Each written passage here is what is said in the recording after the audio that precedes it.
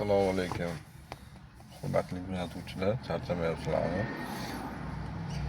Xo'sh, men sizlarga bitta narsa aytib o'tib ketmoqchi edim. Ko'pchilik taksida ishi zo'r bo'ladi deb maqtashadi-da.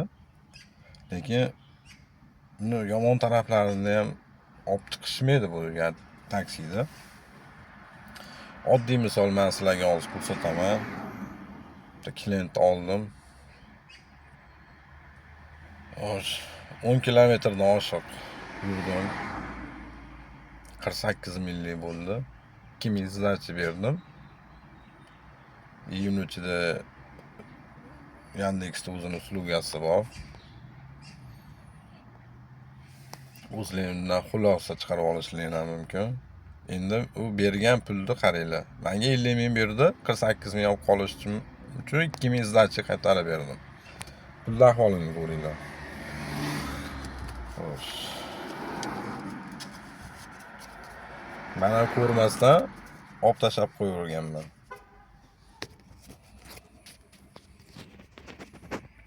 Mana bu pulni ahvolini qaranglar. Ko'ryapsizlarmi? Ikkita pulni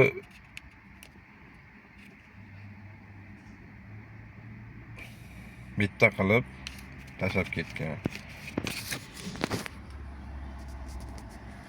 Ana endi desalar, bu pulni men kimga o'tkazaman endi? Kim foydada bo'ldi, kim ziyonda bo'ldi?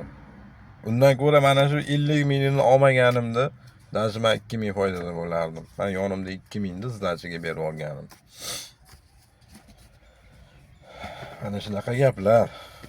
Bu taksida yomon taraflari ham bor.